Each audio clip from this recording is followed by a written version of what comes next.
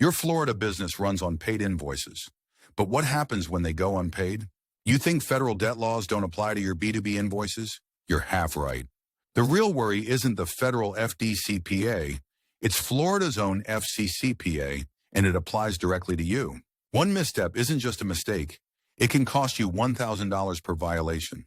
We'll break down what you must know about both laws to protect your business from costly legal fights. First, the federal FDCPA. This law governs third-party agencies chasing consumer debts like credit cards. Critically, the FDCPA does not cover businesses collecting their own debts or B2B debt.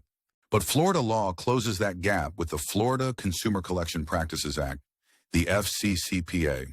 Think of the FCCPA as the FDCPA's tougher local cousin. Florida courts use federal rulings to interpret it. Here is the key takeaway.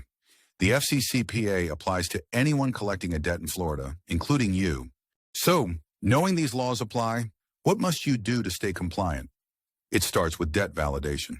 The law requires you to validate the debt within 5 days of first contact. It must be a formal notice stating the debtor's rights. Why does this matter? Failing to send this notice is a technical violation. In Florida, that can open the door to a lawsuit. That lawsuit could mean paying $1,000 in damages, plus the debtor's attorney's fees and court costs. Beyond communications, most entities collecting consumer debts in Florida must be registered with the state. But compliance isn't just paperwork. What specific actions or words can land your business in legal trouble? Let's run through the don'ts of debt collection under these laws. Some of these rules may surprise you. First, timing is everything. You cannot call before 8 a.m. or after 9 p.m. their local time. Contacting them at work is a huge risk. If you know their employer disapproves, you must stop immediately. Under the FCCPA, it is illegal to even discuss the debt with the debtor's employer. A common, costly error. The laws broadly prohibit any harassing, deceptive, or abusive tactics. This includes false statements or threats. For example, you cannot threaten violence, harm their reputation, or imply they will be imprisoned for the debt. Following the rules seems direct, but the law has other wrinkles. What about honest mistakes or old debts? A defense exists for unintentional violations called a bona fide error, but it's a high bar to clear in court. The age of the debt also matters. In Florida, the statute of limitations is typically 5 years for written contracts.